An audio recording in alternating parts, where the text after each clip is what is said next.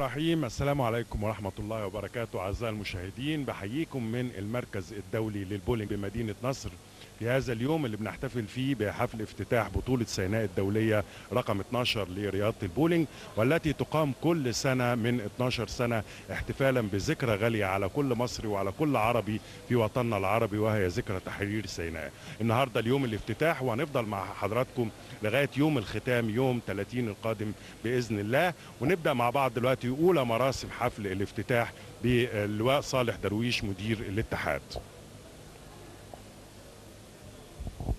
بسم الله الرحمن الرحيم. السيدات والسادة الحضور، السلام عليكم ورحمة الله وبركاته.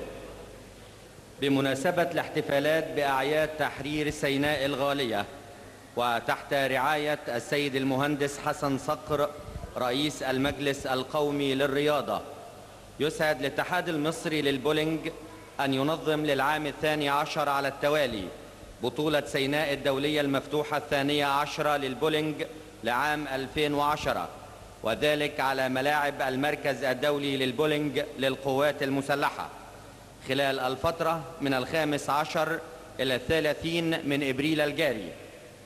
وبهذه المناسبة نقدم أسمى باقات الورود العطرة إلى كافة الوفود العربية والآسيوية والأوروبية والأمريكية على مشاركتهم في هذه البطولة، ونتمنى لهم جميعا إقامة طيبة في جمهورية مصر العربية. دخول الفرق وأعلام الدول المشاركة في البطولة. أول حاجة بتتم في هذا الحفل، حفل افتتاح بطولة سيناء الدولية رقم 12 للبولينج، هي دخول أعلام الدول المشاركة. ودي فرصة ان يكون معانا هنا في كابينة التعليق من المركز الدولي الدكتور احمد عفيفي، عضو مجلس اداره الاتحاد المصري للبولينج. اهلا بك كابتن احمد، وكل سنه وانتم طيبين. اهلا بيك كابتن هشام، والحقيقه انتم منورينا النهارده لنقل فعاليات افتتاح بطوله سيناء الثانيه دوله الكويت الشقيقه. بدايه من واحنا بنتابع طابور العرض، نعرف ناخد فكره عامه عن الدول المشاركه وعدد اللاعبين واللاعبات المشاركين. مملكة البحرين. الحقيقة الاتحاد المصري للبولينج بيحرص سنويا على تنظيم بطولة سيناء. الفلبين. النهاردة احنا بننفذها للمرة الثانية عشر على التوالي، لأن الاتحاد بالحقيقة حريص على مشاركة الشعب المصري وقواته المسلحة العراق بالاحتفال بذكرى عودة سيناء الحبيبة إلى أرض الوطن. ويمكن النهاردة أنا بأكد أن معظم الدول العربية بالفعل حريصة على المشاركة في هذه الاحتفالية الكبيرة بعودة سيناء. لكن النهارده ان شاء الله هيشارك اكثر من 18 دوله عربيه واجنبيه في هذه البطوله، حريصين على المشاركه في هذه البطوله لعده اسباب. يمكن يا كابتن هشام السبب الاول بيرجع ان النهارده جوائز البطوله وصل الى 62,000 دولار، فده بيبقى عامل جذب كبير جدا لكل نجوم العالم في البولينج. كانت البطولات قبل كده كانت وصلت 32,000. لا احنا برضو كل سنه بنزود 5-6,000 دولار كده عشان نقدر نستقطب معظم نجوم العالم الكبار عشان يجوا لنا، فنرتفع بمستوى اداء البطوله.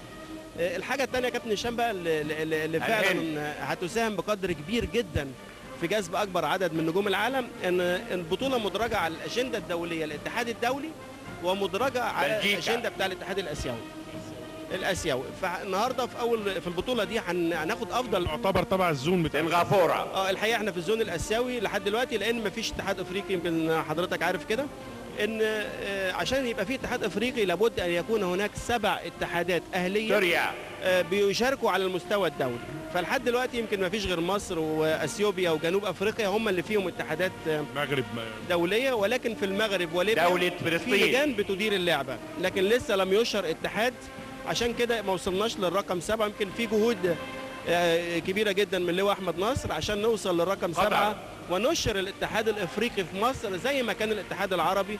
ويمكن حضرتك كنت عضو مجلس إدارة وعارف ان الاتحاد العربي اشهر في مصر ماليزيا سنة 99. الحقيقة مصر السباقة دايما في اشهار معظم او كل الاتحادات العربية والافريقية في مختلف الالعاب. مفيش شك كابتن هشام ان الرياده طبعا لمصر مرشح. كل الالعاب، مش يمكن في البولينج بس. وعشان اقول لحضرتك كمان ان اتضح ان لعبه البولينج لعبه فرعونيه الاصل، وثبت هذا بالفعل من خلال المؤرخين لما عملوا ابحاث ولقوا فعلا لعبه البولينج كانوا بيمارسها الفراعنه في توقيت ما من 5200 سنه قبل الميلاد. اسباب الحجاره بقى طبعا بالطقوس الفرعونيه بقى وبالمسلات والحاجات. علم جمهوريه مصر العربيه 9 العربيه. قوارير من المرمر و3 كرات حجريه، فهم قالوا ان كانوا بيلعبوا بولينج. طبعا بعد دخول الفرق اللي زي ما الدول اللي شايفينها، ويمكن هقولها لكم كده سريعا، هم مصطفين هونج كونج، ماليزيا، فلسطين، سنغافوره، الهند، اسبانيا، الاردن، الفلبين، الكويت، ثم العلم المصري بقى بيخش مع دوله مصر وبيحمل العلم المصري نجم المنتخب المصري في رياضه البولينج كابتن طارق حلمي، هو واحد من الاسماء المشهوره المعروفه في رياضه البولينج منذ ان بدا رياضه البولينج في مصر. ايضا هناك انجلترا وبلجيكا، يعني دول اجنبيه. موضوع بركان ايسلندا ما اثرش على مجيئهم. لا والله الحقيقه احنا كنا قلقانين كمنظمين الدوره ان موضوع البركان والسحب وحركه الطيران تاثر بالفعل على الاقبال على البطوله، ولكن الحمد لله يمكن كل الناس كانت حريصه انها تيجي قبل كده باسبوع، فعشان كده ما كانش فيه مشكله يعني. دلوقتي مع كلمه مدير البطوله الكابتن الدكتور محمد وجدي الكردي في السلام عليكم ورحمة الله. فليتفضل. بسم الله الرحمن الرحيم، والصلاة والسلام على أشرف المرسلين، وبعد.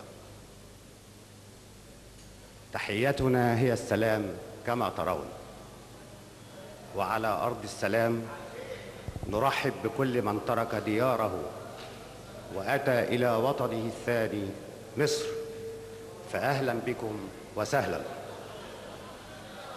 ها نحن نلتقي مرة أخرى وعلى مدار 12 سنة هي عمر بطولة سيناء الدولية.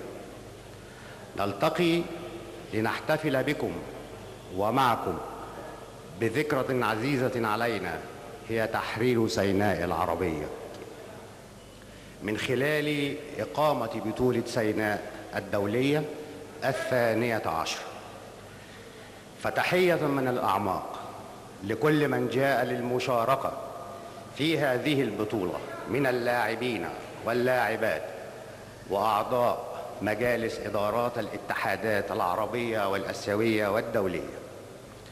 تحية إلى كل من ساهم في إنجاح هذه البطولة وجعلها بطولة ذو مكانة عالية تليق بمكانة مصر الدولية.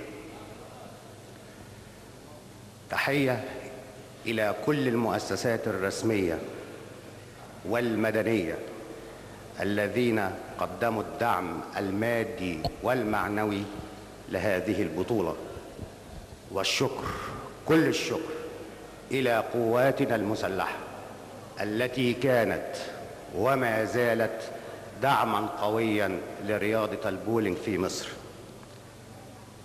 وشكر خاص إلى جميع اللجان المنظمة للبطولة والتي عملت وتعمل بجد واجتهاد منذ فترة طويلة لتوفير كل سبل النجاح لهذه البطولة. أخيراً أتمنى لكل اللاعبين واللاعبات التوفيق في هذه المناسبة، وأتمنى لهم طيب المقام في جمهورية مصر العربية، والسلام عليكم ورحمة الله وبركاته. دي كلمة الدكتور وجدي الكردي عضو مجلس إدارة الاتحاد ومدير هذه البطولة، وكان كلمة مدير السيد الفني اللواء أركان حرب أحمد نصر رئيس كان الاتحاد المدير المصري الفني قبل للبولينج. كده لمنتخبنا القومي في البولينج. والآن مع كلمة اللواء أحمد نصر رئيس الاتحاد المصري للبولينج.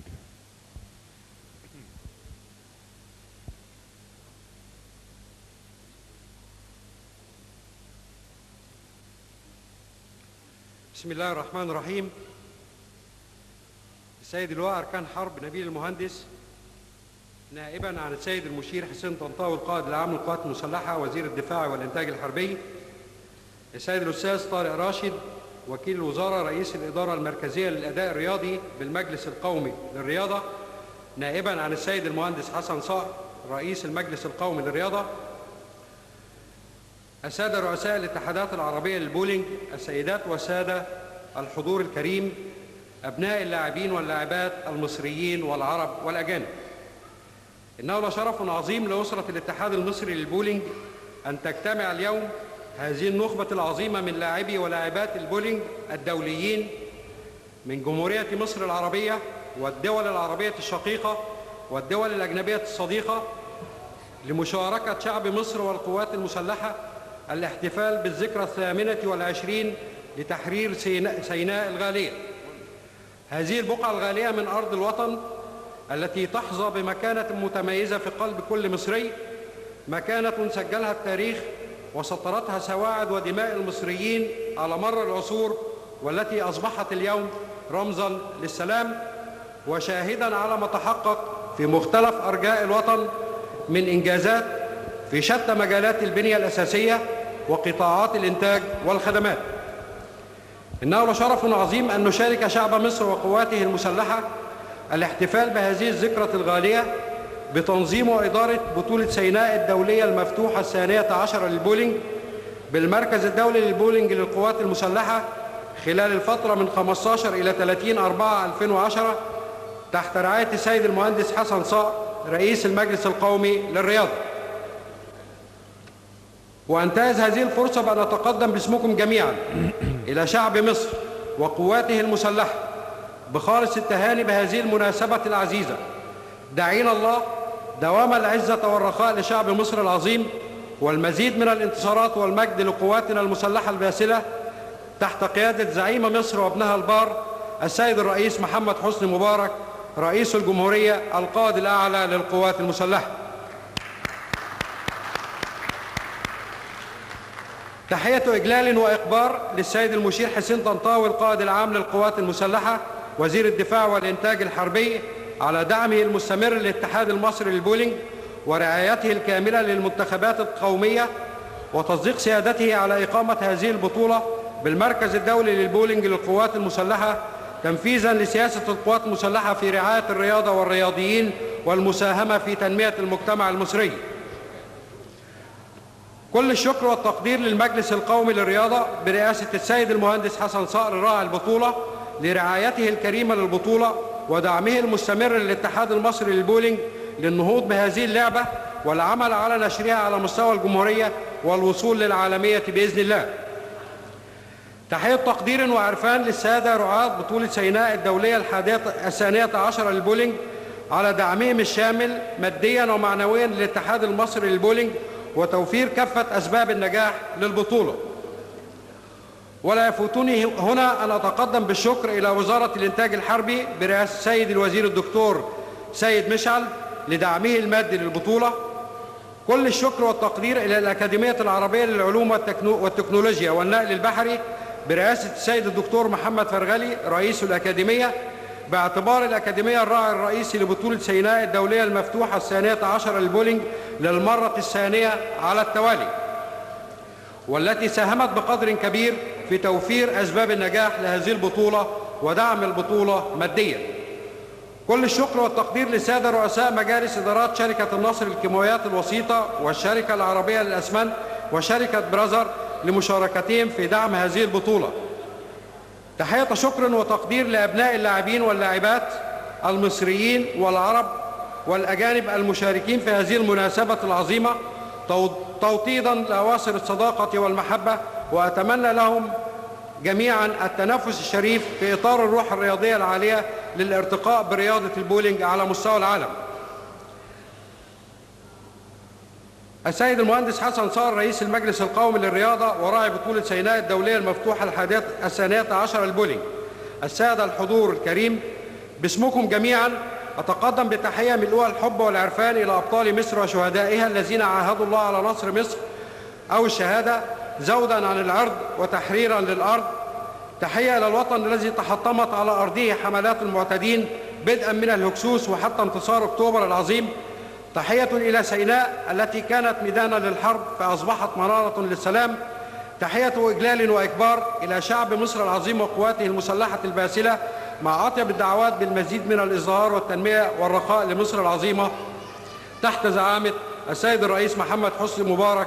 والسلام عليكم ورحمة الله وبركاته.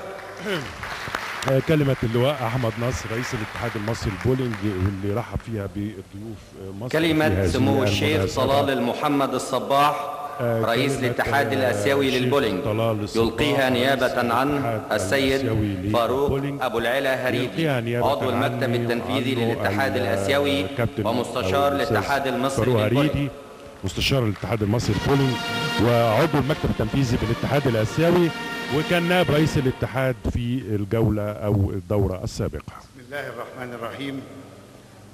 أود في مطلع كلمتي أن أتقدم بالتهنئة للسيد رئيس وأعضاء مجلس إدارة الاتحاد المصري للبولينج وبالشكر الجزيل على جهودهم المبذولة مع إخوانهم أعضاء اللجنة المنظمة العليا للبطولة واللجان الفرعية الموثقة عنها، والتي أثمرت عن تنظيم بطولة سيناء 12 المفتوحة للبولينج، والتي تقام كل عام على أرض الكنانة على أرض مصر الشقيقة. ومثل تلك البطولات يكون هدفها رفع المستوى الفني والمهاري للاعبي البولينج، مما ينبغي معه تطوير اللعبة والوصول بها إلى أرقى المستويات المنشودة. ولا شك أن الاتحاد الآسيوي يلعب دورا هاما في النهوض برياضة البولينج، ويقوم على تقديم أبطال العالم وأساتذة يشار إليهم البنان من خلال إقامة مثل تلك البطولات، بالإضافة إلى إعداد الدورات للاعبين والحكام والمدربين، كذلك تعزيز تطور رياضة البولينج في الدول العربية وكذلك في آسيا، مما يؤثر بالإيجاب على رياضة البولينج على المستوى العربي بشكل خاص والآسيوي بشكل عام، ويكون دافعا لنا كأبناء عروبة في الوصول للعالمية، وهذا ما نصبو إليه جميعا. وفي ختام كلمتي أتمنى النجاح للبطولة والقائمين عليها كل التوفيق والمزيد من التقدم والازدهار للبولينج المصري والعربي والآسيوي، وأن نظل دائما واجهة مشرفة للرياضة البولينج على مستوى العالم. الشيخ طلال محمد الصباح رئيس الاتحاد الآسيوي للبولينج. كلمة اللواء كلمة الشيخ طلال الصباح. كلمة السيد المهندس حسن صقر رئيس المجلس القومي للرياضة وراعي البطولة يلقيها نيابة عنه السيد طارق راشد وكيل الوزارة رئيس الإدارة المركزية للأداء الرياضي. السيد الأستاذ طارق راشد وكيل وزارة هو اللي هيقوم بسم الله الرحمن الرحيم. كلمة نيابة عن المهندس حسن صقر. ممثل السيد المشير وزير الدفاع والإنتاج الحربي، السيد اللواء أركان حرب أحمد نصر رئيس الاتحاد المصري للبولينج، السيدات والسادة الحضور، بسم الله. نفتتح بطولة سيناء الدولية المفتوحة 12 للبولينج. شكرا. افتتح السيد طارق راشد وكيل أول وزارة خروج الفرق وأعلام الدول المشاركة رئيس في المجلس البطولة. القومي للرياضة افتتاح البطولة، وبكده انتهت الكلمات الرسمية التي بتقام دايما في مثل هذه المناسبات، ثم إعطاء إشارة البدء لطابور عرض الفرق المشاركة 18 دولة زي ما الدكتور أحمد عفيفي قال لحضراتكم. 18 دولة بيغادروا عشان نبدأ مع حضراتكم أولى فقرات حفل افتتاح هذه البطولة، بطولة سيناء الدولية رقم 12 لرياضة البولينج. كابتن أحمد، إيه الجديد السنة دي في هذه البطولة؟ زي ما قلت لحضرتك قبل كده ان احنا زودنا جوائز البطولة ل 62,000 دولار، فده يبقى عامل جذب للاعبين، بالاضافة ان احنا لأول مرة السنة دي بننظم بطولة لأفضل 16 لاعب في البطولة، وأفضل 16 لاعب هيتعمل ليهم بطولة خاصة عشان يبقى ليهم تصنيف في الاتحاد الآسيوي، وده الجديد اللي هيخلي كل أبطال آسيا يجوا لنا عشان يشاركوا في البطولة. واحنا طبعا مشاركين فيها باعتبارنا جزء من المنطقة الآسيوية. مفيش شك ان احنا مشاركين بأكثر من 50 لاعب ولاعبة في هذه البطولة، ويمكن عندنا نجوم كتير قوي. يمكن عندنا طارق مظلوم اللي خد البطوله سنه 2004 مع مشارك، عندنا كابتن طارق حلمي، عندنا كريم شريف، كريم الجويلي، نجوم مصر، بالاضافه للاعبات هلا شعراوي وهلا خفاجه وعلياء اسماعيل وامنيه مصطفى. فان شاء الله يكون لينا دور او نطلع على منصه التتويج ان شاء الله في هذه البطوله. عموما واحنا بنتكلم دلوقتي فرقة الموسيقات العسكرية لقواتنا المسلحة اللي دايما موجودة وبتشرفنا في المناسبات الوطنية، موجودة وبتقدم عرض للسادة الحضور الموجودين. ايه تاني ممكن نضيفه على هذه البطولة كابتن؟ هو طبعا هو تقليد يا كابتن هشام ان الموسيقات العسكرية بتشارك في هذه البطولة، يعني بتبقى حريصة على المشاركة لانها طبعا يمكن فرقة الموسيقات العسكرية واخدة بطولة كأس العالم، فليهم شكل جميل ورائع وهم بيحرصوا على المشاركة معانا في بطولة سيناء. طبعا في هذه المناسبة، مناسبة تحرير سيناء، ما بننساش طبعا أبطالنا المحاربين القدماء، أبطال القوات المسلحة اللي ضحوا بحياتهم وفقدوا أطراف من أجزائهم من أجسامهم عشان الوطن. فأعتقد النهارده يوم تكريم ليهم. هو ما فيش شك كابتن هشام ان الاتحاد المصري بيحرص دائما مش في بطولة سيناء بس، في كل البطولات، ان هو بيجيب رموز من بعض مصابي العمليات الحربية وبيتم تكريمهم بالفعل في البطولة. يمكن هيبقى النهارده بعد الفقرة دي هيبقى ليهم فقرة بعض الرميات الاستعراضية، عشان يعني بالحقيقة الناس دول قدموا كتير قوي لمصر، واحنا يعني اقل حاجة ان احنا نقدمها كاتحاد لهؤلاء الابطال في هذه المناسبة العظيمة على قلب كل مصر. الأولمبيات للشباب القادمة اللي هتقام في سنغافورة، هل البولينج ضمن جدول أعمالها؟ والله يا كابتن هشام لسه لم تدرج لعبة البولينج على الأجندة الأولمبية، لكن في محاولات. يمكن الشيخ طلال ويمكن معانا السيادة اللواء أحمد نصر بنحاول بشكل كبير جدا ان احنا ندخل رياضة البولينج في الأولمبيات إن شاء الله، لكن مش هنلحق الأولمبيات بتاع سنغافورة. لا.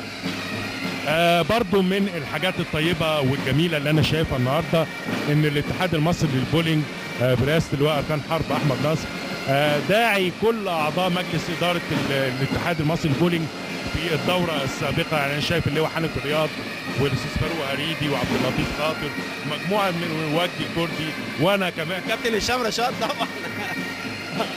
يعني ده حاجة جميلة انكم تكرموا الاتحاد اللي سابق قبل كده واللي عمل خطوات كبيرة فيه. لا هو الحقيقة اللواء احمد ناصر ليه فكر الحقيقة انا بحترمه جدا، انه بيبقى فيه تواصل او استمرارية لعمل الاتحاد السابق.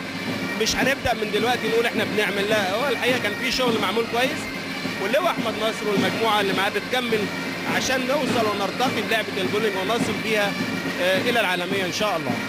رغم ان الاتحاد البولينج يعتبر من الاتحادات الحديثة في مصر، يعني هو منشأ سنة 97 فعمره 13 سنة، لكن لغاية النهاردة بينظم بطولة سيناء دي.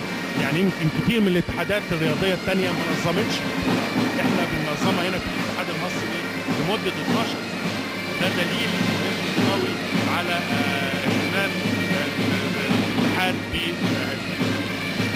هو البطولة مش هتنظم يا كابتن هشام للمرة الثانية عشر على التوالي، وجوائزها تزيد والإقبال عليها يزيد إلا إذا كانت بطولة ناجحة. يعني السلعة جيدة اللي أنت بتقدمها، فبيبقى فيه إقبال من معظم البلاد العربية والأجنبية اللي هم أعضاء في الاتحاد الآسيوي، عشان كده بيقبلوا عليك. بالإضافة أن الحقيقة يعني النهاردة لما يبقى عندي 150 لاعب ولاعبة مشاركين من البلاد العربية والأجنبية، فأنا بص بيتم إسراء السياحة الرياضية. يعني الحقيقة يعني لما النهاردة انت بيبقى عندك بتعمل اشغالات في الفنادق، بتعمل حركة من النقل والمواصلات، بيبقى في فانت بتضيف للسياحة الرياضية بالإضافة للبعد الرياضي اللي بتحققه البطولة. خصوصا ان بركان ايسلندا عمل تأثير سلبي على السياحة في مصر وحركة.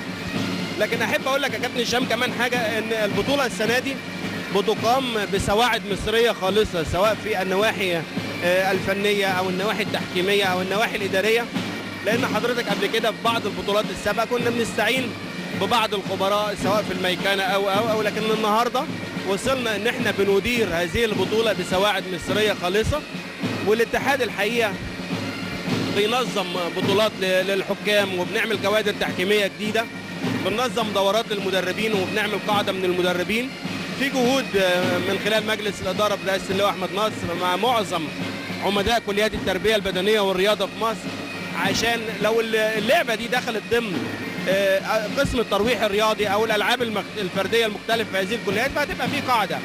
كل ما كان في قاعدة للمدربين أو الحكام أو الإداريين هيقدر ده هيساهم بشكل او باخر في انتشار اللعبه، وخاصه انت عارف كمان القوات المسلحه الحقيقه كانت متبنيه رياضه البولينج بشكل كبير جدا بقياده السيد المشير حسين طنطاوي القائد. كفايه المركز اللي احنا فيه ده الحقيقه ده فخر لكل المصريين. 24 هنا كابتن هشام، ويعتبر من افضل مراكز البولينج في الشرق الاوسط. في مقابل كل هذه المجهودات، هل المستوى الفني بتاع لاعبتنا ولاعباتنا ارتفع خلال السنوات اللي فاتت؟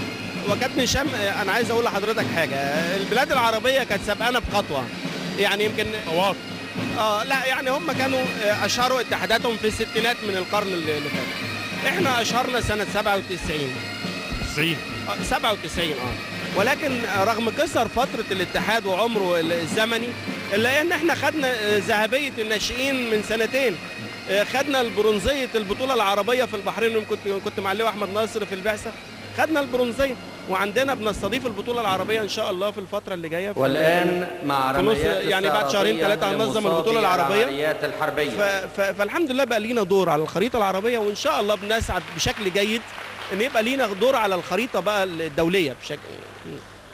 يمكن برضو من الفقرات الثابته اللي دايما بتكون موجوده من طياري هذه البطوله هو الرميات الاستعراضيه الخاصه بأبطالنا أبطال القوات المسلحة المصابين في العمليات الحربية، بيتم تكريمهم هنا في هذا اليوم الجميل، وحتى بتبقى فرصة ان هم بيتقابلوا كل سنة في هذا المكان وبيتقابلوا معانا وبيتقابلوا مع بعضهم علشان نعيد مع بعض الذكريات الجميلة. طبعا يمكن ممكن تكون ذكريات جميلة ليهم رغم ان هم فقدوا الكثير من قدراتهم كأبطال من الناحية الجسمانية، لكن مكانتهم في قلوبنا متقدمة، ومكانهم في قلوبنا عمرها ما هتتحرك، عشان كده بيتم تكريمهم نفس المجموعة برئاسة اللواء وجيه حافظ. من سلاح الشرطة العسكرية. الحقيقة بقول لحضرتك تقليد كبير جدا، ويمكن جماهير بالكامل لو مخرجنا خالد عباطي يجيب بيشجعوا مصابي العمليات الحربية، وده حقهم علينا في عيد تحرير سيناء، لأنهم بذلوا كل غالي ونفيس عشان مصر. فده نوع من انواع رد الجميله كابتن هشام، وانا شايف ان هم يستحقوا اكتر واكتر واكتر لانهم ادوا كتير قوي. يعني ما بيجوش بقى في الايام العاديه يتمرنوا الحقيقه. الغاوي بينهم الحقيقه كابتن هشام الاتحاد بيفتح لهم دراعاته، بيفتح المركز ليهم في اي وقت بيجوا، وبيبقوا موجودين مع لاعبي المنتخب الوطني المصري وبيشاركوا معانا، ويعني الاتحاد بيحتضنهم الحقيقه. يعني دي قلشت دي قلشت بلغه الكوره بقى كابتن هشام، ولكن انا نقول جطر يعني خرجت بره ما اصابتش لكن نشوف الرميه الثانيه. استعد للرميه الثانيه. اعتقد يا كابتن هشام رايحه اهي. لا هتقلش برضه. يعني معلش، لكن في كره ثانيه رايحه للبنات اهي. اصابه جيده. لفته طيبه من الاتحاد ولفته طيبه منهم ان هم ييجوا ويتمتعوا بهذا اليوم ويشوفوا قد ايه ان الاشياء والاجزاء اللي فقدوها من اجسامهم في حب مصر وفي الدفاع عن التراب المصري بتقابل بكل امتنان وكل ترحيب من الجمهور المصري اللي موجود واللي بيتابعهم كمان على الشاشة.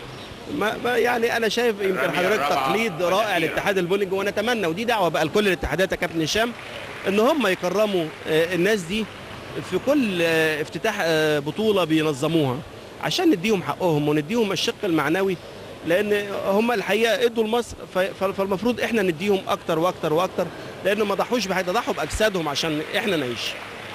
احنا فعلا في هذا اليوم بنحييهم وبنشد على ايديهم مره تانية، وانا كنت قبل ما ادخل عرفتهم طبعا بقى كل سنه هم موجودين، فبقى في ألفة بينهم وبين اتحاد البولينج بشكل اكتر يمكن من كل الاتحادات. ويمكن الحقيقه النهارده كابتن هشام انا شايف يمكن 18 دوله بتشارك في هذه البطوله، 18 دوله عربيه واجنبيه في بطوله سيناء، ده دليل على نجاحها بشكل كبير جدا. الكلام ده بيحصل ليه يا كابتن هشام؟ بيحصل ان احنا بدانا ننشئ صالات بولينج على اعلى مستوى، بدانا نغطي بطولاتنا اعلاميا بشكل جيد يمكن احنا عندنا ناس كتير قوي بيغطوا الحقيقه البطوله بشكل محترم، ومعظم رؤساء التحرير بداوا يفردوا رياضه البولينج. يعني اذكر منهم الاستاذ اسامه سرايا من الاهرام، الاستاذ مجدي دقاق من اكتوبر، الاستاذ ممتاز القطب من الاخبار، بداوا يفردوا للعبه. فكل ما يبقى في اعلام جيد عن البطوله كل ما احنا نقدر الناس تشوفنا، ونقدر يبقى في قاعده ممارسه، ونقدر نجيب ولادنا يشاركوا. اللواء اركان حرب نبيل المهندس، السيد اللواء اركان حرب احمد محمد نصر رئيس الاتحاد المصري للبولينج. لفت التكريم من الاتحاد المصري واللجنه العليا المنظمه بنزولهم الى الملعب، وكيل الوزاره وطبعا سياده اللواء احمد ناصر، وبيرافقه الاستاذ طارق راشد وكيل وزاره المجلس القومي للرياضه، وسياده اللواء نبيل المهندس نائبا عن السيد المشير حسين طنطاوي في تقليد بعض الهدايا التذكاريه القيمه بيهدوها لمصابي العمليات الحربيه في تقليد جميل اللي نتمنى نشوفه في كل اتحاداتنا. تكريم ابطال اكتوبر. ما كانش في افتتاح البطولات السابقه رميات رسميه، النهارده في رميات. احنا كنا دايما بنعمل على فكره الموسيقى الوطنيه بتواجج المشاعر يا كابتن هشام في هذا المحفل الجميل الحقيقه، يقوم بالتتويج. فانا عايز اقول لحضرتك النهارده كان حرب احمد محمد كل البطولات كنا بنعمل رميات استعراضيه، ولكن في تقليد جديد في 12 لاعب هينزلوا على اللينات، وهنعمل بطوله خاصه وافضل لاعب بيقرم في نهايه البطوله. يعني نتائجها محسوبه؟ لا مش محسوبه في البطوله، ولكن هي بطوله خاصه بحفل الافتتاح.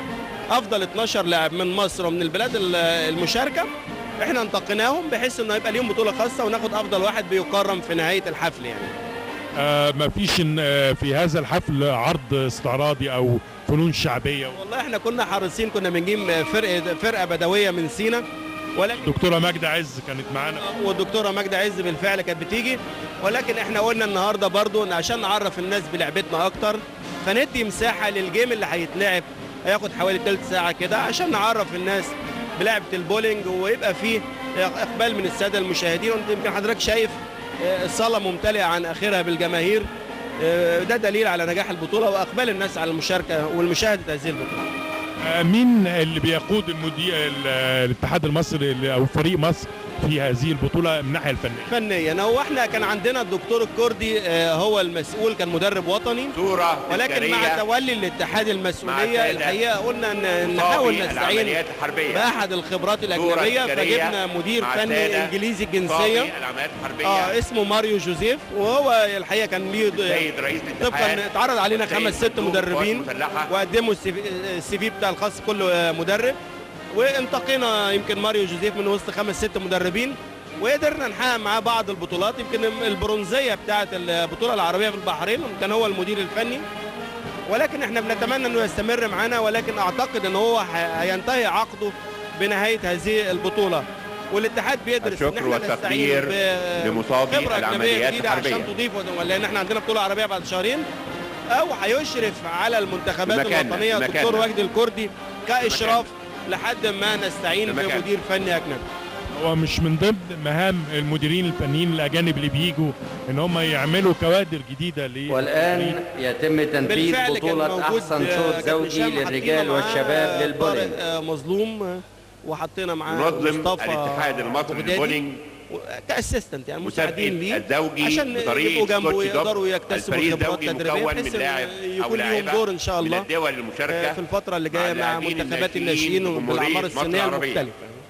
وسيتم مكافاه احسن زوجي بكره بولينج هديه من الاتحاد المصري للبولينج.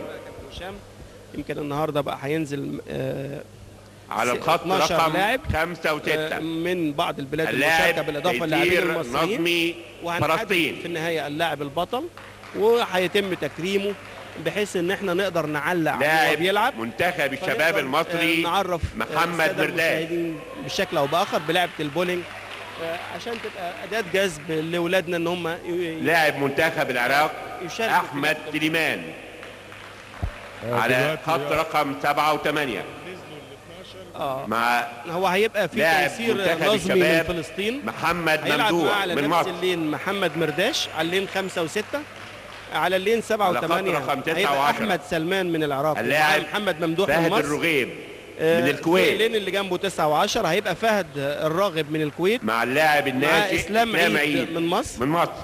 وهيبقى كريم الجويلي من مصر مع اسلام معتز في اللين 11 لاعب و12. المنتخب القومي المصري وشيرين كريم صالح الجويلي بنت اللواء صالح مدير التنفيذي للاتحاد. هي لاعبه طبعا مع اللاعب الناشئ الواعد وما زالت بتلعب معانا من مصر. هتلاعب هالة شعراوي من مصر لين 13 و14. ومعانا كابتن شريف عبد المنعم من مصر هيلعب مع طارق مظلوم في اللين 15 و16. لين رقم 13 و14 مع لاعبة المنتخب القومي هالة شعراوي من مصر. طبعا من أقدم اللاعبات واللي عملت نتائج طيبة. لاعب المنتخب القومي المصري شريف عبد المنعم، لكن هي جنسية مصرية دلوقتي بتمثل مصر كلها. مع لاعب الهند الحقيقة هي يمكن بقت خلاص بتمثل منتخب مصر بعد حصولها على الجنسية، ويمكن حطت مصر على منصة التتويج في بطولة سيناء قبل كده، خدت المركز الثالث. فده بيعتبر طبعا انجاز لهالة ولينا وسط النجوم اللي بيجوا من كل بلاد العالم. فكون ان لاعبة مصرية تطلع على منصة التتويج في هذه البطولة ده بيعتبر انجاز كبير جدا لكابتن هشام. يمكن خلال احنا فزنا بالبطولة دي قبل كده يا كابتن احمد. هو الوحيد المصري اللي طلع على منصة التتويج وحصل على الميدالية الذهبية الكابتن طارق مظلوم سنة 2004. جه بعديه على طول كابتن او سبقه بسنه كابتن طارق حلمي خد المركز الثاني. يعني دي المراكز اللي اتحققت على مستوى الرجال. ويمكن هالة شعراوي خدت المركز الثالث في بطولات السيدات، وده بيعتبر انجاز طبعا، لان زي ما قلت لحضرتك العمر الزمني لاتحادنا مش كبير، لكن قطعنا شوط كبير جدا على مستوى البطولات المفتوحه. لكن البطولات العربيه احنا خدنا الذهبيه، ولادنا خدوا الميداليات الذهبيه هنا في مصر لما نظمنا البطوله العربيه، وده كان انجاز ما كناش متوقعينه الحقيقه. وخدنا البرونزيه في البحرين. وعشان كده احنا بننظم بعد شهرين البطوله العربيه للرجال والسيدات، ونتمنى ان شاء الله طبقا للتخطيط اللي احنا عاملينه في الاتحاد ان احنا نطلع على منصه البنات. كانوا في معظمهم ماليزيا وهند اللي بيفوزوا. ما احنا بقى يعني احنا عايزين لعيبه تيجي، كانت ما هي مفارقات يا كابتن هشام، بيجي ابطال عالم فطبعا لما بييجوا بياخدوا الجوائز بياخدوا الفلوس ويمشوا بقى. فاحنا نتمنى السنه دي ان اولادنا بقى وبناتنا يعملوا حاجه في البطوله بحيث ان هم ياخدوا الجوائز لكن هو هيبقى احتكاك قوي في هذه البطوله كابتن هشام. يعني كنا ابطال العالم تجي لك وابطال اسيا وابطال العرب يجوا لك، فده اكيد هيرفع من مستوى الاحتكاك لاولادنا، فهنرتقي بادائنا ونتعشم يعني ان احنا حد من اولادنا يطلع على منصه التتويج ان شاء الله. لكن بصرف النظر عن البطولات اللي مصر بتنظمها او اللي بتشترك فيها، النشاط المحلي لرياضه البولينج خلال السنه بيبقى شكله ايه؟ احنا عشان نطلع وننظم بطوله زي كده كابتن هشام، في العديد من البطولات المحليه اللي بينظمها الاتحاد المصري للبولينج. عندنا بطولات الجمهوريه سواء الفرديه او الفرق، عندنا بطولة كاس مصر برضو الفردية والفرق، عندنا بطولة الشرطة بتنظم بطولة، والحقيقة نادي الشرطة أنا بوجه للقائمين والمسؤولين عنه التقدير والتحية، لأن معظم البطولات اللي بيحصدها اللاعبين من المنتخب الوطني المصري من نادي الشرطة. وعندك نادي طلائع الجيش برضو بيشارك. يعني النهارده بطولة القوات المسلحة، بطولة الشرطة، بطولة الجمهورية، بطولة كاس مصر، بالإضافة إن في مراكز بولينج موجودة في شرم الشيخ، فبنعمل بطولة البحر الأحمر ودي بتستضيفها بطولة الغردقة، بالإضافة لجنوب سيناء وبنعملها في مدينة السلام في مدينة شرم الشيخ. فيعني إحنا وبنعمل في السويس وفي الإسماعيلية وفي بورسعيد. فالحقيقة إحنا بنحاول نعمل بطولات محلية في كافة المحافظات عشان تزيد قاعدة الممارسة.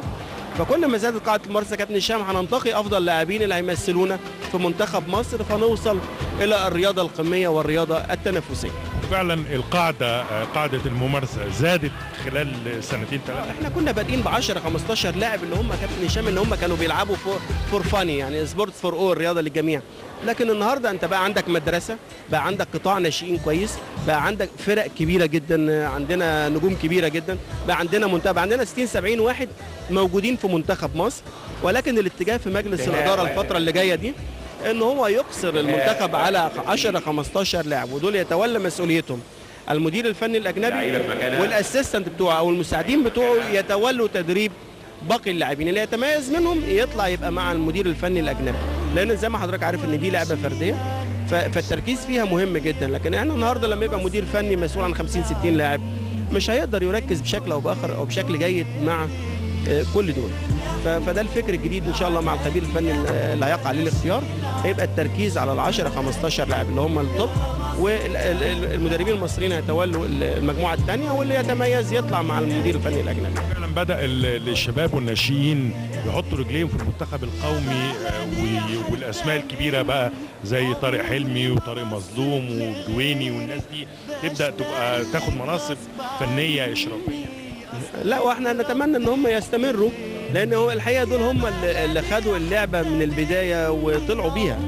يعني لا يعني يمكن ما نغفلش دور طارق حلمي وطارق مظلوم وكريم جويلي وكريم، الناس الكبيره دي موجودين الحقيقه وبيأدوا لحد دلوقتي بشكل كويس جدا. احمد خطاب بس يمكن بطل احمد خطاب، حتى يمكن احنا قلنا ان هو هيدرب او هيبقى يشتغل في الشق الاداري، ولكن هو بعد شويه. فاحنا نتمنى ان نجومنا دول بعد ما يخلصوا لعب ان هم يتجهوا للتدريب او الاداره، عشان يبقى اكيد برضو اللاعب لما يبقى عنده خبره اللعب نفسها بيقدر يضيف ويؤدي في الشق الفني او الشق الاداري بشكل جيد، غير لما يبقى جاي حد من بره ما يبقاش عارف حاجه عن اللعبه ويبقى مسؤول فنيا او اداري. بقى ايه السلبيات وايه الايجابيات وايه الطرق اللي ممكن يسلكها، يعني خبره لا يعني صعب الاستغناء عنها. ازاي يا كابتن هشام بيبقى عارف بقى ازاي يعني هيوجه، يعني لو اشتغل في مجال التدريب ازاي هيوجه، ايه الصفات البدنيه اللازمه للاعب، ازاي اللاعب هيوجهه ويقف على اللين، ازاي السيكولوجي بتاعه والمنتال تريننج بتاعه ازاي هيوجهه، لان كل دي خبرات تراكميه موجوده عن اللعيب اللي كان بيلعب. ولكن برضه يا كابتن هشام مش هنقتصر على الخبره بس، ولكن هنقول ان لو تم صقل بقى اللعيب اللي كان بيلعب ده بالشق العلمي هنصل الى تميز الاداء بقى. اللواء صالح مدير الاتحاد اعلن عن المباريات الزوجيه بين الفرق المشاركه. بترك ليك الميكروفون يا كابتن احمد للتعليق على بعض مباريات هذه. يعني انا اتمنى انك تستمر معايا حتى اثناء التعليق. يعني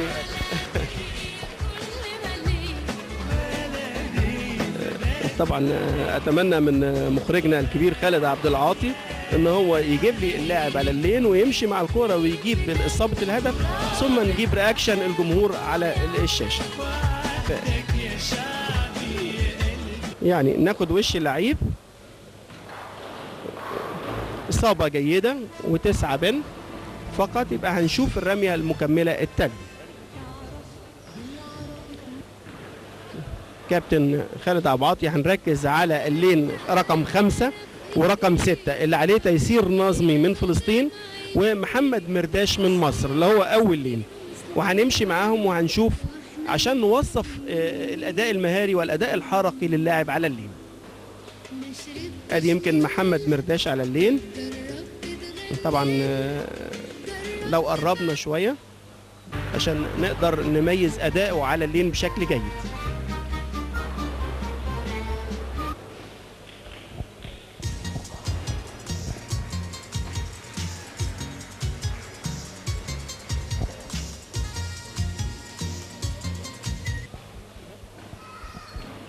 ادي ممدوح من مصر بياخد كورته، منتهى التركيز ممدوح، بيعمل الاقتراب بتاعه، اقتراب هايل يا كابتن هشام، ورميه جيد. الله، شفت الكره اللي فاتت دي؟ يعني قدر يعمل سترايك من الرميه اللي فاتت، سترايك جيد جدا. يا ريت مخرجنا خالد عبد العاطي يعيدها لنا حتى بالتصوير البطيء عشان نوصف الاداء المهاري بتاعه للساده المشاهدين. يعني اللاعب اول حاجه بياخد الكره بتاعته من منطقه وبيعمل الفور ستيبس يا كابتن هشام في منطقه الاقتراب، وبدول الشق المهاري بقى ازاي بيقف فين وبيعمل ايه وبيتحرك ازاي في منطقه الاقتراب. وبعدين في خط الفاول او خط الرمي اللي ظاهر على الارض ده اللي هو اللاعب بيقف عنده، لانه لو تجاوزه بيعتبر خطا، محاوله خاطئه ما بتتحسبلوش الرميه بتاعته. وبعدين بيقف وبعدين بيصوب على الهيد بين عشان يعمل سترايك. سترايك يعني ايه؟ ان هو يقدر يوقع كل البنات اللي موجوده من الرميه الاولى. كابتن هشام انت عارف ان كل في البولينج بيبقى 10 فريم، بيتحسب من خلال 10 فريم. اذا اللاعب جاب سترايك في الرميه الاولى بينتقل مباشره الى الرميه التاليه، ده لو ما وقعش، لو مثلا وقع 7 أو 8 وفاضل 3 بن، وممكن نشوفها في حاله دلوقتي واوصفها لحضرتك، يبقى من حقه رميه مكمله تانية. لكن الهدف العظيم بتاع اللاعب في الجيم ان هو يجيب 300 درجه، يعني يجيب 13 تصويبه سترايك، وده بيحصل يا كابتن هشام. يمكن عندنا ياسر الشربيني جابها في بطوله، عندنا ياني ارجنوس كان في بطوله عالم وجابها، يمكن الكابتن طارق حلمي جابها اكتر من مره ان هو يقفل الجيم ويجيب 300 درجه. ويمكن ننتهز فرصه وجود الكابتن طارق حلمي ونرحب بيه معانا. اهلا بيك يا كابتن طارق. اهلا بيك يا استاذ احمد. يعني الحقيقه النهارده ايه انطباعك عن الاقبال الجماهيري الكبير اللي موجود في الصاله، بالاضافه لمشاركه اكتر من 150 لاعب ولاعبه في بطوله سينا هذا العام؟ هو يمكن يعني السنه دي بطوله سينا بتشهد قدوم لاعبين من يعني صفوه لعيبه البولينج. دول كتيرة أول مرة تشارك، سنغافور مع ريميونج، تيم ماك وموجود تاني السنة الثانية على التوالي، يمكن بيحاول يحصل على البطولة. السنة اللي فاتت حصل على المركز الثاني. تيم ماك جاي إن شاء الله، جاي لا هو في تايلاند، هو الفترة دي بيلعب 4 بطولات. لعب بطولة الكويت وبعدين راح السعودية، وفي تايلاند خلص مركز ثالث، ولسه مكلمني امبارح بيسأل اجواء البطوله ايه، التزييت اخباره ايه، كل الكلام ده عايز يعرف يجيب كور شكلها ايه.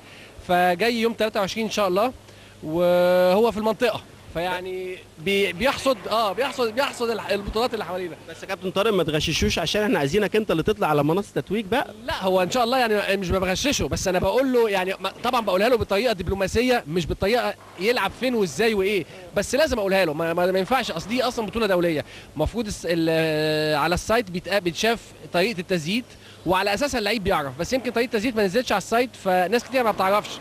فمفروض دي طالما بطوله تبع الاتحاد الاسيوي وداخله في الاي بي اف تور، اللعيب قبل ما بيروح بيبقى عارف شكل الباترن بتاع الاويل ايه. فانا بقول له الباترن شكله مثلا 35 فيت، ما بقولوش يلعب ايه وفين وازاي.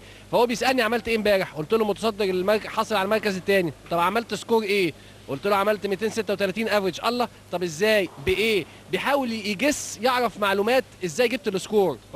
ما بقولهالوش بالطريقه دي، بس بقول له يعني لعبت بكورتين او 3 واللين بيختلف، لازم تبقى برضه ايه حرك برضه.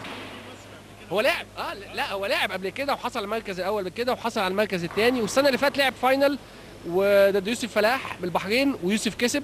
فهو جاي السنه دي يحاول ياخد ريفنج.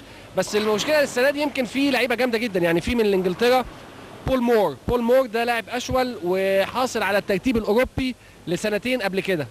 في دارين كاندي اللي حصل السنه اللي فاتت على المركز الثالث اعتقد.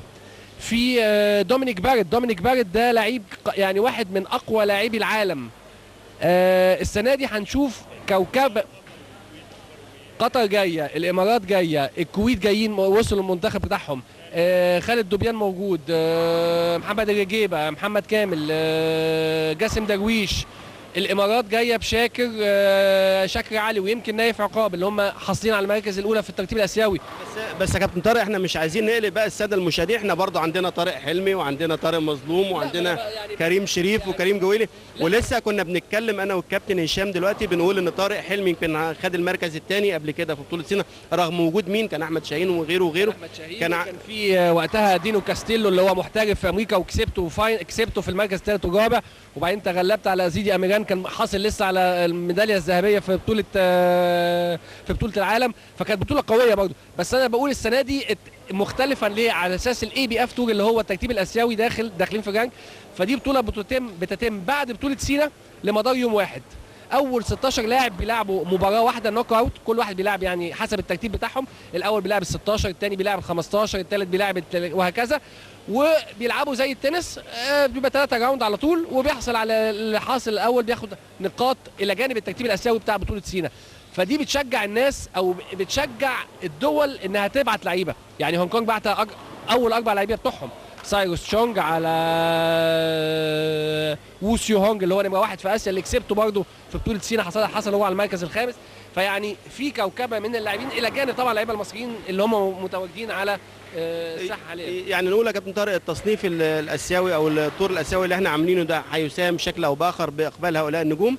بالاضافه ان يمكن ما ننساش برضو ان احنا زودنا جوائز البطوله $62,000. هو مش مبلغ كبير في عرف بطولات البولينج، ولكن احنا نقدر نقول برضو ان الاتحاد البولينج الى حد ما قدر يرفع قيمه الجوائز، فده هيساهم في اقبال هؤلاء النجوم لهذه البطوله. هو بيساهم، بس احنا ما نقدرش نقارنها بالبطولات اللي حوالينا زي بطوله الكويت او بطوله السعوديه او بطوله الامارات، جوائزهم 20,000 دولار مركز اول، وال 32 بياخد 1000 دولار، يعني هي يعني مختلفه نوعا ما. بس في نفس الوقت الاي بي اف تور بيجذب لك اللاعبين دول. يعني عندنا الهند اول مره تشارك، بيلفوا بقى لهم فتره، تايلاند باعتين الفرقه بتاعتهم، فكل ده الى جانب زياده البطوله الى زياده الجوائز بيساعد نوعا ما. الاي بي اف تور هيخلي اللعيبه دي على طول تيجي كل سنه عشان يحصدوا النقاط. فكل ما الاي بي اف تور موجود والجوائز بتزيد، كل ما هتلاقي لعيبه اكتر بتيجي من اوروبا. يعني السنه دي الاربعه من انجلترا جايين، دومينيك باريت ودارين كاندي وبول مور، الى جانب تيم ماك. في اوسكو باليرما واحد لعيب بيلعب بايدين الاثنين، حاجه فزه، ما هو مش موجود، عايز يجي، بس في نفس الوقت لازم تزود له الجوائز وما تبقاش متعارضه مع بطوله ثانيه جوائزها عاليه. فدي كلها بتساعد. اللي بيلعب ممكن في نفس الجيم يلعب بالاثنين طبعا هي قانوني. وفي 2 لعيبه دلوقتي يعني هم التوب في مجال البولينج. جيسون بلمونتي ده استرالي وبيلعب بيلعب في بي بي اي محترف، واول ما نزل محترف كسب بطوله هناك، لدرجه ان خلاص كل الكريمه من كل اللعيبه المحترفين، لدرجه ان هناك ابتدوا يتضايقوا، بس قال لك مين اللعيب اللي جاي يلعب بايدين الاثنين وكسب بطوله، واحنا بقى لنا 30 40 سنه عمالين نكسب في بطولات.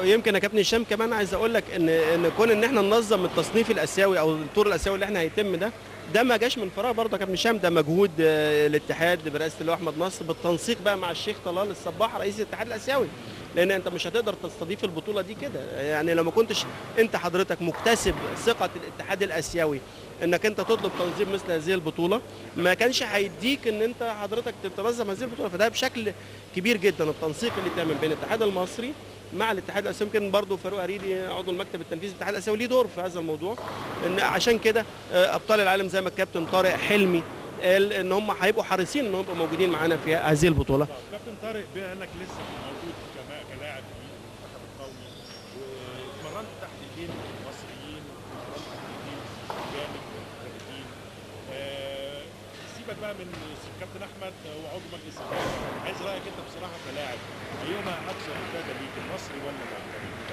بص هقول لك على حاجه، انا اتدربت مع جميع اللاعبين المدربين اللي جم في مصر سواء اجانب او الدكتور جواردي. اللاعب الكويس ياخد المعلومه الصح، بمعنى انا اخدت من كل واحد حاجه، وعلى هذا الاساس انا لغايه دلوقتي اون توب زي ما بيقولوا. يعني حصل على المركز الثاني، بقالي يمكن شهر ما اتمرنتش، كنت في الخارج، رجعت من اول 3 محاولات عامل 236 المركز الثاني. ما معناه ايه؟ ان الخبره موجوده، بس الخبره دي تتولى زي انك تاخد كل المعلومات من كل المدربين وخلاص صقلتها عندك، وانت بتنزل بتلعب بقى بتأدي، مش محتاج بقى ان كل شويه طب المدرب الاجنبي يبقى ورايا. دي بتختلف من لاعب للتاني. اللاعب اللي عنده يعني يمكن انا بلعب من سنه 87 ففتره طويله، اللاعب الصغير محتاج المدرب الاجنبي، محتاج معلومه من المدرب. لكن عايز اقول لك كابتن طارق بقى تخريم كوره، يعني محتاج كوره معينه، يعني مش هضحك عليك، المدرب اجنبي قال لنا اللينات دي محتاجه كور كذا، خرمها لنا، هي دي اللي جايبه النتيجه. انواع نوع معين. لا كابتن هشام عايز ازنق كابتن طارق بقى وناخدها على الهوا كده، طارق حلمي للتدريب ولا الاداره بعد الاعتزال؟ طبعا بعد عمر طويل، يعني انا نتمنى انك تبقى مستمر معانا، يعني التدريب ولا الاداره بقى؟ لعبه الجولف. هو الاداره الحقيقه يعني متوفر الحمد لله كوادر اداريه كتير، لكن اللي عندنا المشكله في الاداره الفنيه. ما هي دي ما الاداره الفنيه او التدريب، يعني التدريب اصلا محتاج ان الواحد يلم بكل ما هو جديد في عالم البولينج، بالذات الكور الجديده. دلوقتي صناعه البولينج عباره عن كور. الكور الجديده بتساعد بنسبه دلوقتي اكتر من 50-60%. اللاعب بيأدي. يعني انا دلوقتي محتفظ بترتيبي مركز ثاني، نزلت الكره مساعداني، انا عارف بعمل ايه خلاص. يعني انا بقيت ماشين على اللين، بقيت مكنه على اللين، الكره بتساعدني، مش محتاج اي حاجه. فلازم اكون ملم بكل ما هو جديد في صناعه الكور، كل ما هو جديد بالتخريم، ازاي اخرم التقنيات، ازاي اخرم الكوره، اخرمها مره واحده، مش محتاج يعني المدرب خرمها لي، نزلت عملت 240 230 235. الزيت لسه بيفرق؟ طبعا يعني طبعا يعني كل في يعني ممكن ياثر على نتيجتك وياثر على السكور بتاعك. طبعا في زيت صعب، في زيت سهل، في زيت بيساعد، في زيت يعني. بس طبعا اللعيب الكويس او المحترف او اللي عنده خبره هو اللي يعرف يتحكم في الجيم ازاي. اصل الزيت بيختلف من بعد اول جيم للتاني للتالت. ازاي انا اعرف اتحرك، ازاي اعرف اخد اسيب الكره دي، اقول الكره دي مش نافعه دلوقتي، اخد الكره الثانيه، ازاي اخد الكره دي. يعني برضو عايزه خبره، والخبره دي ما بتجيش لوحدها، بتيجي بالسفريات. يعني بس يا كابتن هشام بقى احنا مش هنسيب طارق حلمي يروح بقى للجولف ولا للتنس الطاوله، هنزنقه وهيبقى معانا في الاتحاد. بس طبعا احنا عايزينه 5-6 سنين لسه في ملاعب احنا عايزين البولينج ان شاء الله طبعا لانه نجم من نجوم مصر، والحقيقه يمكن اول لاعب يحطنا على منصه التتويج في بطوله سينا، ويمكن جه بعديه طارق مظلوم ويمرن ويلعب في بطولات الاساتذه بقى. مدرب الكويت اندرو فرولي هو مدرب وبيلعب ولسه جاي من تايلاند وهو اللي كسب بطوله تايلاند. فده مش معناه ان اللاعب بطوله اساتذه ولا بطوله عاديه؟ لا بطوله تايلاند المفتوحه اللي هي قبل دي بالظبط. فهو يعني الاتحاد الاتحاد الكويتي مش منعه، بالعكس سامح له انه يسافر ويشارك ويلعب وكسب. بالظبط. بس عايز اقول حاجه، التدريب صعب في مصر في جميع الرياضات. يعني خلينا واقعيين، المدرب بيبقى على اعصابه، عايز اللاعب بتاعه يلعب ويكسب بس مهنه التدريب مهنه صعبه جدا في مصر. مش متوفر لها حاجات كتير، مش متوفر لها حاجات كتيره، وفي نفس الوقت يعني الضغط بيبقى اكتر على المدرب اكتر ما هو على اللعيب. في الاخر زي ما احنا عارفين كلنا مين يعني لو اللعيب ما كسبش المدرب السبب، لو اللعيب كسب يبقى المدرب بيبقى يعني نقول بقى الله يكون في عون الدكتور الكردي لما كان ماسك المنتخب. ما كل المدربين الراجل قال كل مدربين الالعاب في النهايه بنشكر طبعا الكابتن طارق حلمي على هذه المداخله الجميله معانا. ميرسي وشكرا جزيلا، وان شاء الله يعني نكون على منصه التتويج السنه دي برغم وجود اللاعبين الدوليين اللي موجودين، بس هيبان كل ده ان شاء الله في الاسبوع الجاي ان شاء الله. ان شاء الله. شكرا كابتن طارق حلمي نجمنا في البولينج من سنين الحقيقه واحنا متابعينه، وان شاء الله يكون واحد من الركائز اللي يعتمد عليها اتحاد البولينج في الفتره القادمه من الناحيه الفنيه او الاداريه او زي ما يختار هو. يكون ليه دور الفتره اللي جايه كابتن هشام معانا ان شاء الله، بس بعد ما يخلص لعب. ويمكن انا شفت في الكادر السات اللي احنا في رياض حريص على التواجد، وهو بالحقيقه كان كلمني قبل اللقاء وبيبقى سعيد ان الاتحاد المصري بيكمل المسيره بشكل كويس جدا، وبيتمنى من كل قلبه ان احنا نرتقي بهذه الرياضه الواعده ونصل بها الى العالم. يمكن انا شايف كابتن هشام، انا متابع للرميات الاستعراضيه لبعض اللاعبين اللي مشاركين في البطوله. انا شايف ان المستوى مرتفع. يمكن اللين مش صعب قوي، يمكن التزييت انت اثرت النقطه مع طارق حلمي، مش عاملين زيت صعبه عشان برضو يكون ولادنا متمرنين عليه بشكل كويس. طبعا ده بيتحط قبل البطوله ب 15 يوم في التعليمات اللي بتوصل للدول عشان يبقى عندهم ويتمرنوا عليه، ولكن نتعشم بقى طبقا يعني عندنا مدير فني اجنبي، الاتحاد موفر امكانات على اعلى مستوى سواء في الكور او في الاحذيه او في الملابس، في تغطيه اعلاميه شامله الحقيقه، في استعدادات كامله. وبنشكر المركز الدولي للبولينج بقياده سياده اللواء سامي محمود. الحقيقه يمكن حضرتك لو مخرجنا خالد عباطي يفتح الكادر كده ويشوف المركز في ابهى صور وكابتن هشام. الحقيقه من افضل مراكز البولينج في مصر، ده باعتراف كل المشاركين ما كانوش هيجوا. يعني لو الملعب مش حلو مش هيجي لك، يعني هيجي ازاي؟ لكن هو عارف ان الامور مظبوطه والتنظيم هايل، فكل الناس بتيجي عشان سمعتك. ما دي سمعه مصر في تنظيم هذه البطوله. فدي يعني احنا كده بنبعت رساله لكل البلاد العربيه والاجنبيه، بنقول ان مصر قادره بسواعد ابنائها على استضافه وتنظيم كافه البطولات، مش في البولينج بس، يمكن في كل الالعاب يا كابتن هشام.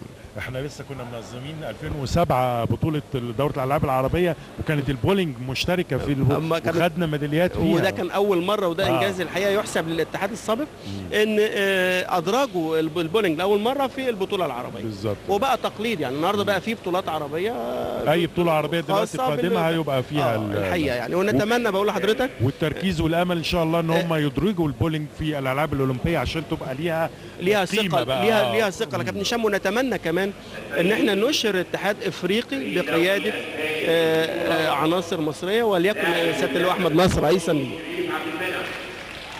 الفائز بالبطوله دي يا كابتن هشام كابتن شريف عبد المنعم، وهياخد كرة بولينج هدية من الاتحاد المصري للبولينج. لكن نتائج الجيم ده مش محسوبة في البطولة؟ لا مش محسوبة، ولكن احنا كنا فاتحين من يوم 15 محاولات المصريين لحد يوم 20. من يوم 20 الافتتاح الرسمي للبطولة، والنهارده عملنا حفل الافتتاح للظروف الخاصة. النهارده حفل الافتتاح الرسمي هيستمر لحد يوم 29. يوم 30 هيبقى الطور الاسيوي او البطوله الاسيويه هتنظم في الفتره الصباحيه من يوم 30 ان شاء الله، ونتمنى ان التلفزيون المصري ينقلها، لان من اساسيات ان يبقى عندنا بطوله مصنفه على مستوى الاتحاد الاسيوي الدولي انها تنقل تلفزيونيا. فنتمنى من الساده المسؤولين ان هم يغطوا لنا البطوله، ولتكن قناه النيل الرياضه الحقيقه قناه سباقه والتلفزيون المصري ان هم ينقلوا لنا البطوله دي على الهواء، عشان نقدر لما يشوفوها الاتحاد الاسيوي والدولي يقدروا ان هم يدونا الحريه ويدونا يبقوا سبورت لينا ان هم ننظم هذه البطوله على طول، فيجوا لنا ابطال عالم فنرتقي باللعبه. طيب هل متوقع وصول الابطال زي ما تيم ماك ممكن يوصل؟ في ابطال ثانيه ممكن يصلوا في الايام القادمه؟ هي بطوله مفتوحه يا كابتن هشام، يعني ممكن يجي قبل ما يتعمل القط على افضل 32 لاعب، مفيش مشكله خالص. السلام الوطني لجمهورية مصر العربية.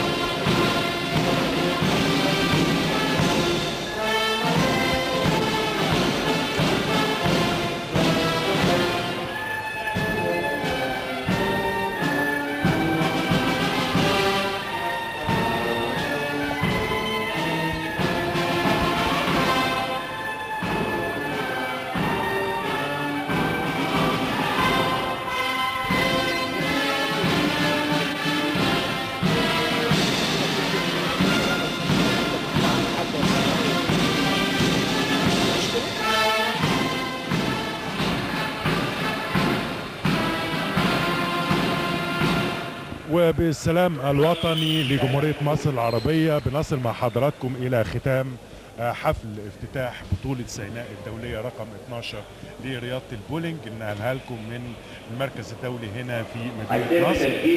بشكركم أعزائي المشاهدين، وبشكر ضيفنا والدكتور أحمد عفيفي عضو مجلس الإدارة على وجوده معنا والتعليق على أحداث هذا الحفل. بشكرك جدا يا دكتور ألف شكر كابتن هشام، وإن شاء الله هنتابع مع حضراتكم هذه البطولة من خلال رسائلنا اليومية وحفل الختام اللي هيقام يوم 29 من هذا الشهر. بشكركم وإلى اللقاء، وكل عام وحضراتكم بخير.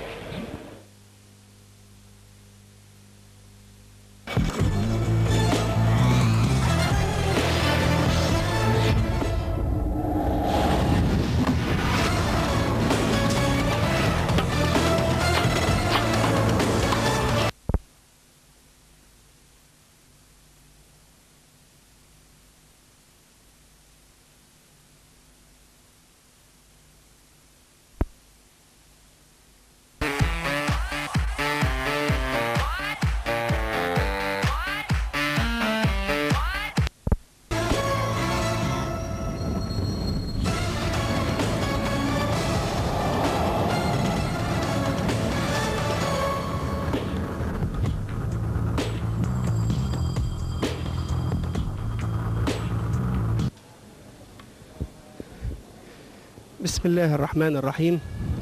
أعزائي مشاهدي قناة النيل للرياضة في كل مكان، أهلا ومرحبا بكم. يسعدني أن أكون معكم معلقكم الرياضي الدكتور أحمد عفيفي لنقل الوصف التفصيلي لختام فعاليات بطولة سيناء 12 للبولينج. الحقيقة البطولة شهدت إقبال 21 دولة وعربية وأجنبية، ووصل عدد اللاعبين المشاركين في هذه البطولة إلى 200 لاعب ولاعبة، وهذا يعد إنجاز بكل المقاييس بالنسبة لبطولة سيناء الدولية 12 للبولينج. الحقيقة الاتحاد المصري للبولينج بيحرص في إقامة هذه البطولة في هذا التوقيت